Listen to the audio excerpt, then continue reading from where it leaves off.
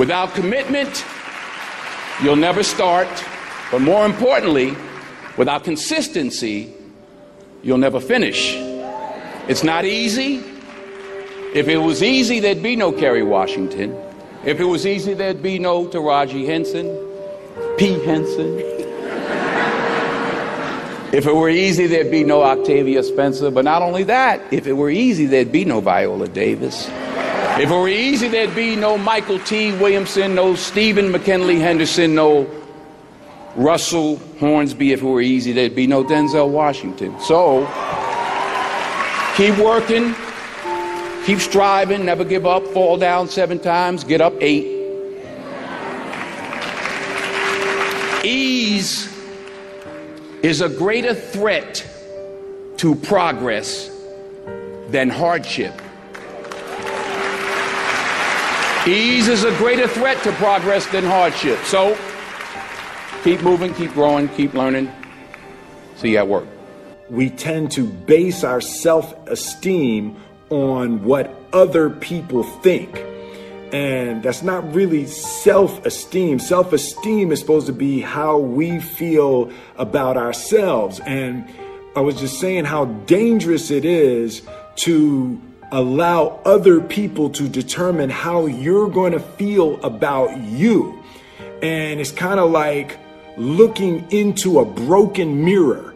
You're going to look in a broken mirror and then change your face to try to look good in this defiled, busted, broken mirror.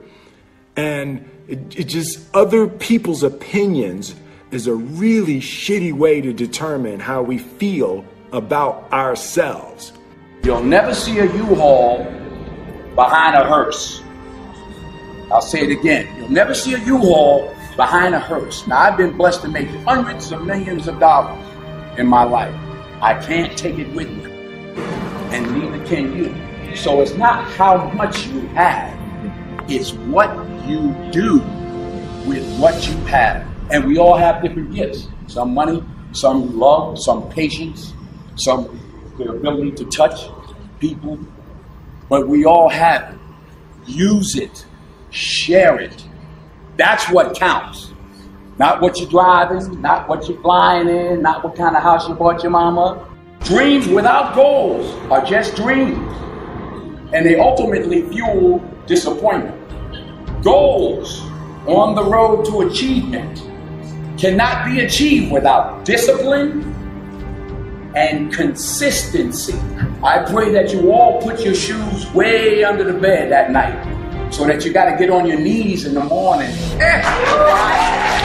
The one thing I'm the most happy about in terms of my career is the fact that I got there with the grace of God, first of all, but short of that, I got there just by working hard, not partying with the right people, not compromising myself in any way or cutting any kind of deals, just by working hard, just by plugging along, sawing wood, as I like to call it. I'm a 20-year overnight sensation. I don't get life mixed up with making a living. I was there for all 4 of my children being born. When the first one was born, I recognized the difference between life and making a living. Their life, our family is life. Acting is making a living. Well, what do you think the biggest difference between doing a play and doing, it's a cliched question, but I'd be interested to know your answer. I think a part of what Viola just said is that you get to dig deeper and you get another day. Right. And you get the energy. Mm-hmm. You do a movie and there's 200 people that are used to it and they don't care and everybody's doing their job and it comes in a theater somewhere and you're picking your nose at home somewhere, clipping your nails. There's no energy. Right.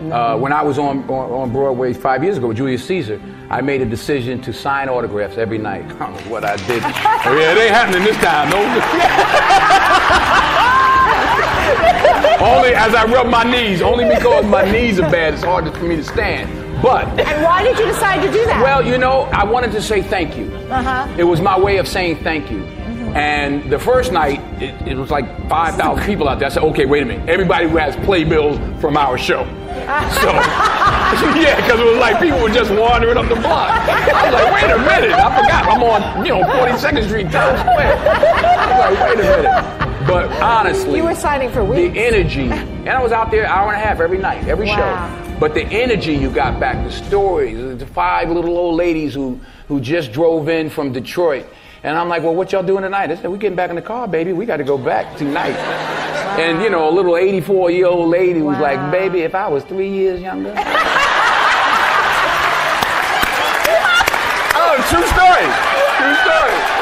Then we had, and I say this also because I hope it happens with this play. We had some high schools come. We had one school from somewhere, I forgot where, and they were doing Julius Caesar. And some young kid was like, well, you know, my Brutus is a bit different.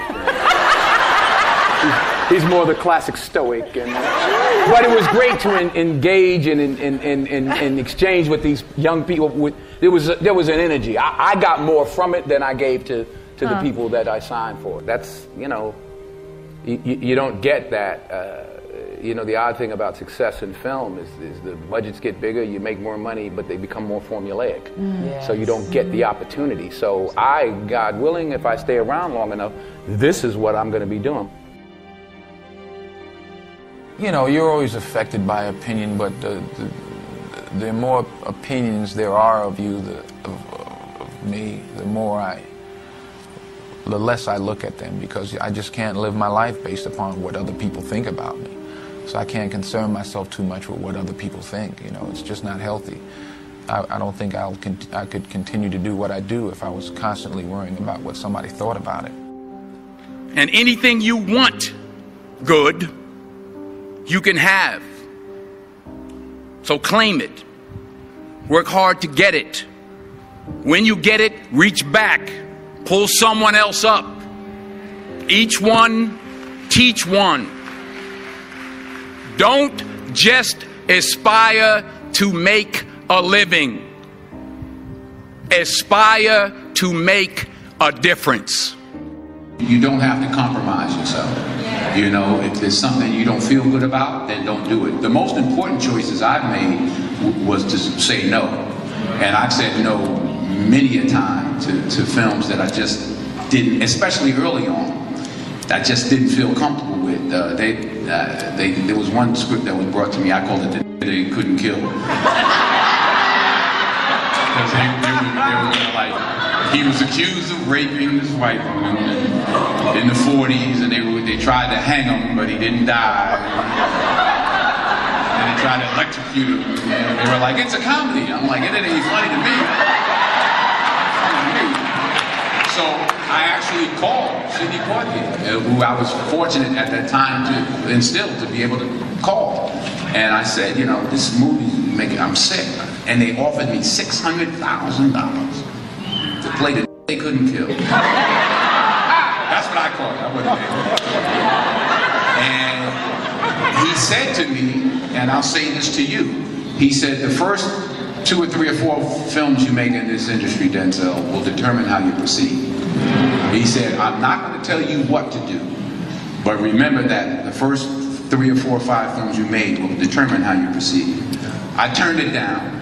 I turned money down. I needed the money. I turned it down. 6 months later, I got Cry of Freedom. So stick to your guns.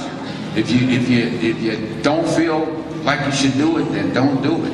Because you don't want to be, you don't want to be a negative energy on the set. That's how I feel. So I'm like, I ain't doing this because I'm going to slap somebody the second day.